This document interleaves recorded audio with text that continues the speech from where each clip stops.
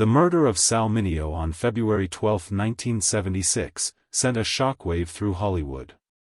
It was a brutal, senseless act that cut short the life of a brilliant, two-time Oscar-nominated actor. He was found bleeding out in the carport of his West Hollywood apartment, a single stab wound to the heart ending his life at just 37 years old. The case was instantly shrouded in mystery, with whispers of a crime of passion, a secret life, and even a Hollywood conspiracy. But what if the biggest mystery of Sal Mineo's life wasn't his tragic death, but the secrets he was about to reveal? We're about to open a door to the past, and beyond it lies the life of Sal Mineo, a movie star, a teen idol, and a man holding secrets that could have shaken Hollywood to its core.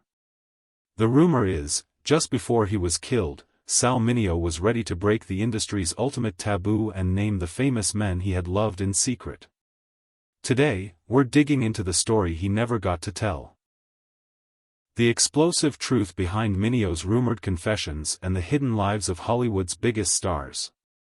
So, if you're ready for the real story, make sure you hit that like button and subscribe for more hidden histories from Hollywood's golden age. To really understand the weight of the secrets Sal Mineo carried, you have to understand the world that created him.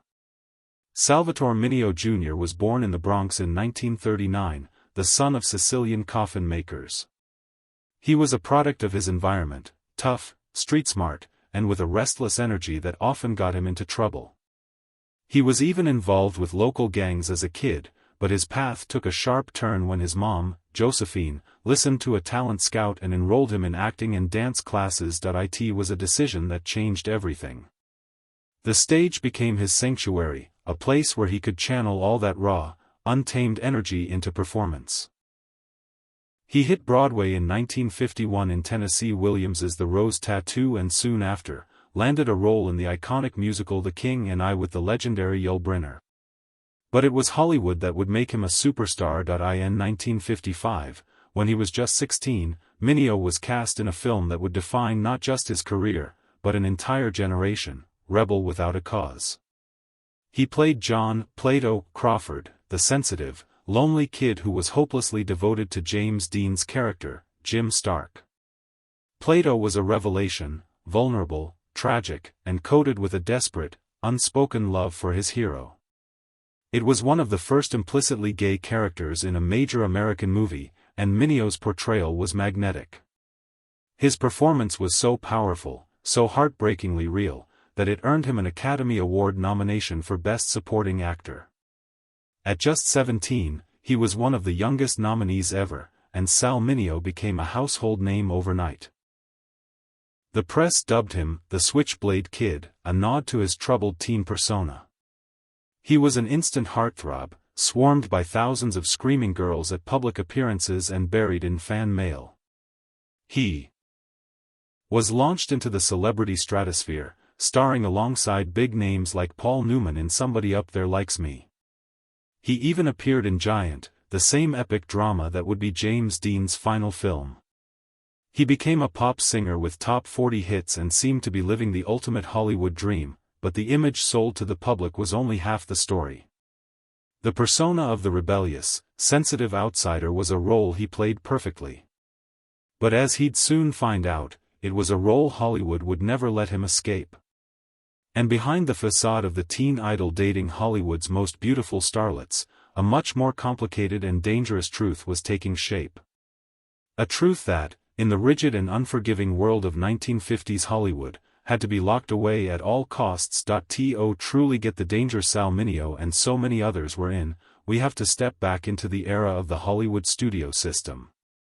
This was a time of absolute power, where huge studios didn't just hire actors, they owned them. They controlled their careers, their public image, and most importantly, their private lives. Their weapon of choice? The infamous morality clause.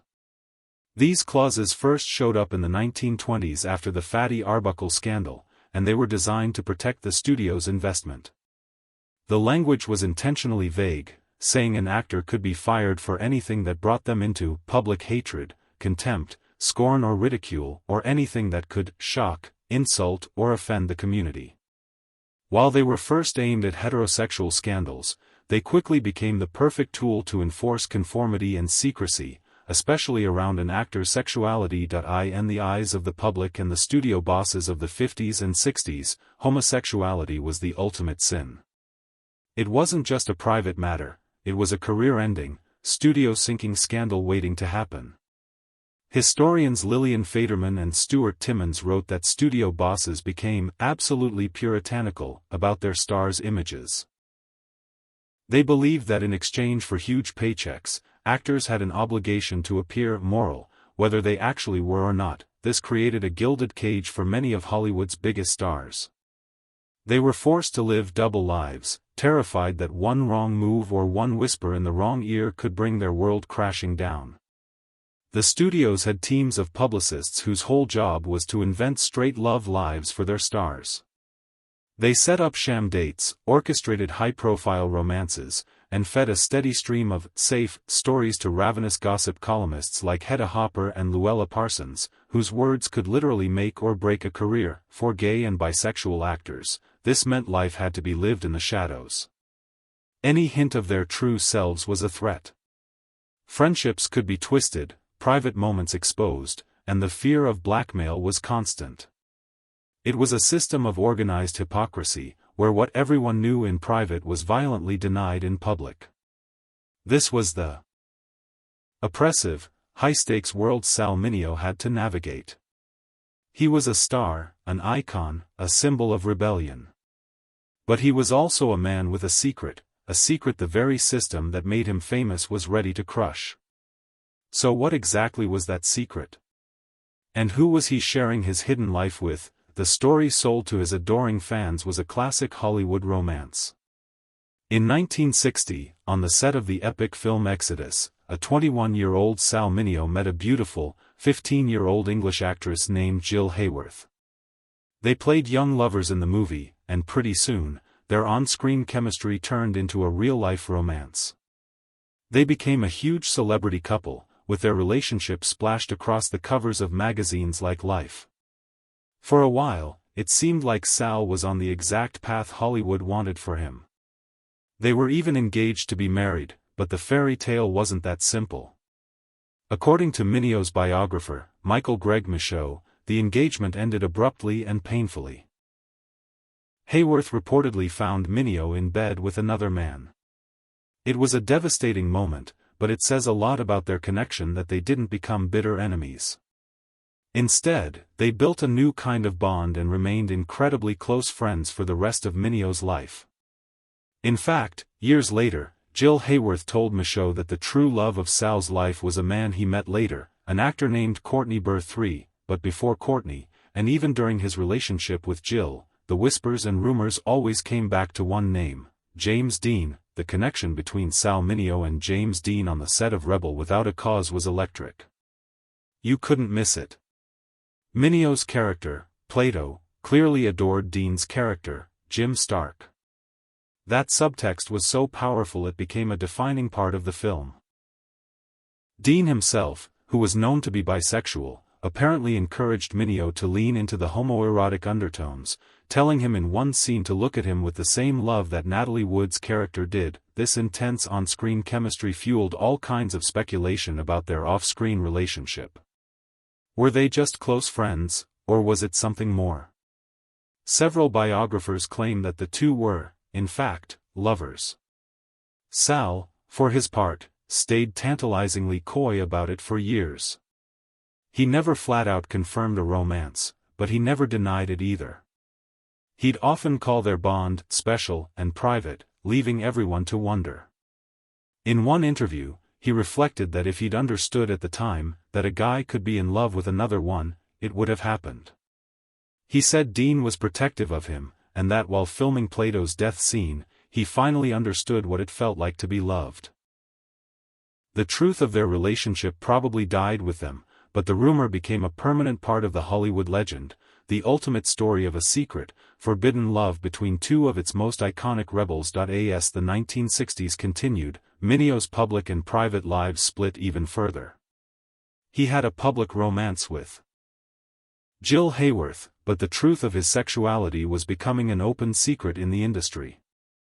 There were rumored flings with other men, including the singer Bobby Sherman, the very affair that supposedly ended his engagement. This was the reality for so many in the harsh glare of the Hollywood spotlight, a public face for the cameras and the fans, and a private heart that loved who it loved, far from the judgment of the studios and their morality clauses. Then, the swinging 60s gave way to the 70s, and the cultural ground started to shift. The rigid conformity of the past was cracking, and conversations about identity and sexuality were finally starting to bubble to the surface. For Sal Mineo, this new era brought a new kind of courage. His film career had stalled, the big roles had dried up, and he felt trapped by the "Switchblade Kid" image that had made him famous. He was baffled by his disappearing fame, once saying, "One minute it seemed I had more movie offers than I could handle, the next, no one wanted me." He knew, with painful certainty, that the rumors about his private life were a huge part of the problem. Hollywood in the 60s and 70s was still deeply conservative. An actor's rumored homosexuality could make them unsuitable for leading man roles.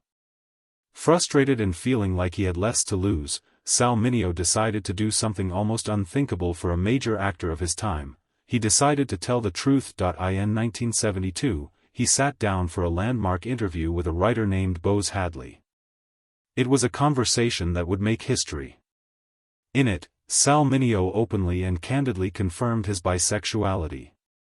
This wasn't a vague hint or a clever deflection, it was a direct, unapologetic statement about who he was. He told Hadley he didn't like being boxed into just straight or gay roles, and he didn't like being told he could only love a woman or a man.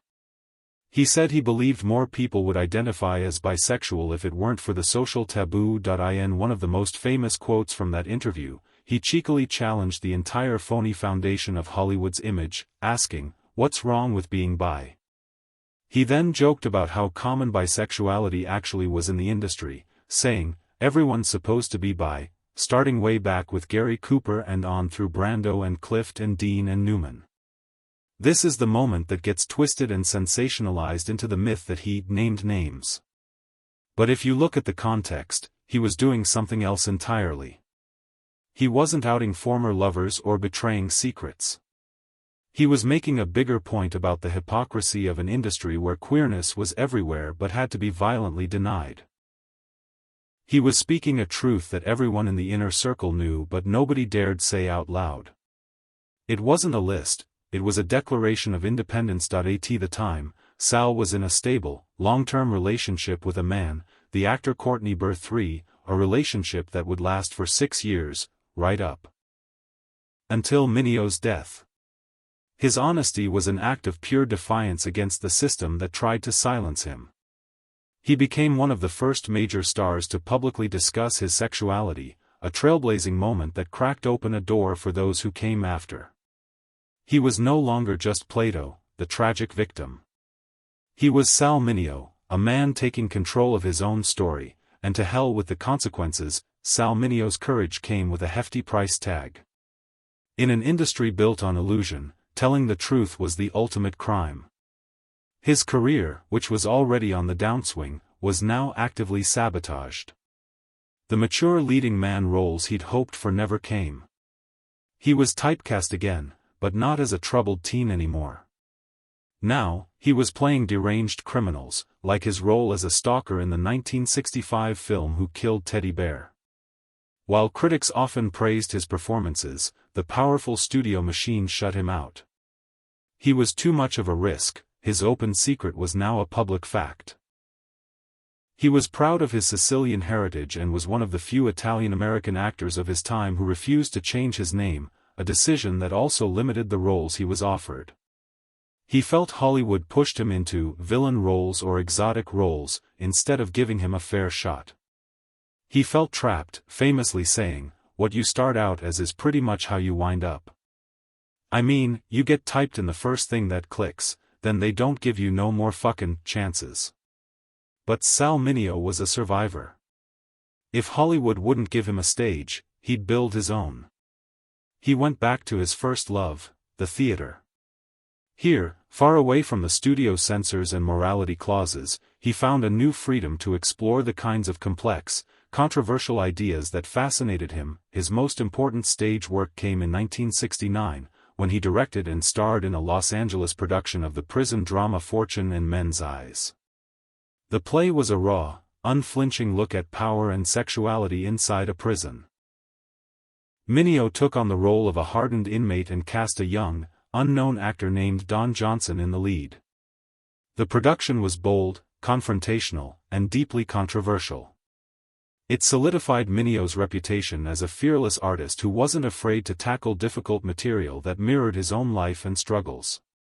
He was done waiting for Hollywood's permission. He was making his own art on his own terms. That he also found work on TV, guest starring in popular shows like Columbo and S.W.T. These roles often showed his incredible range and proved how much he'd grown as an actor. In S.W.T., he gave a chilling performance as a charismatic cult leader, a character eerily similar to Charles Manson. By 1976, it really seemed like Sal Mineo was on the verge of a major comeback. He was starring in a new play, *P.S. Your Cat is Dead*, playing a bisexual burglar.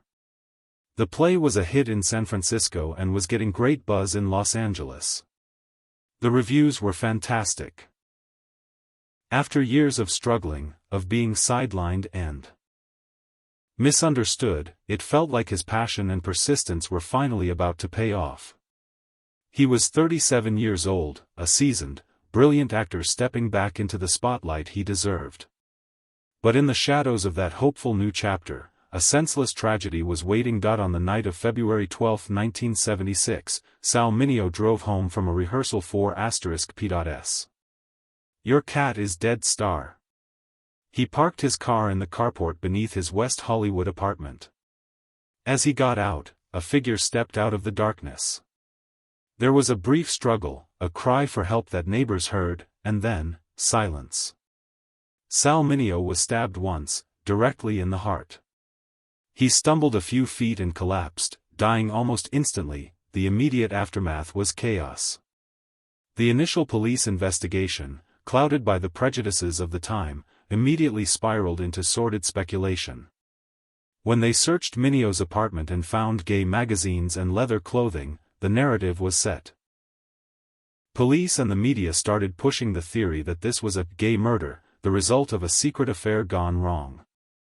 They interrogated his friends in the gay community, staked out gay bars, and treated his private life not as part of who he was, but as the likely motive for his murder.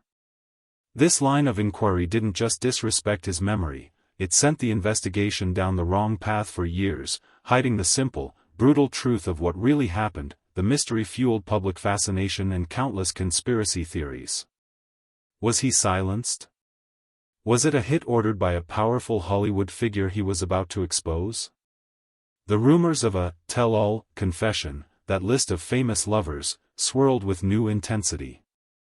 The story of the tragic gay victim, killed for his secrets, was dramatic and compelling. It just wasn't true. The truth, when it finally came out, was far more ordinary and, in its own way, even more tragic. For 2 years, the case went cold. Then, a break came from a pizza delivery man named Lionel Ray Williams, who had been arrested on other charges.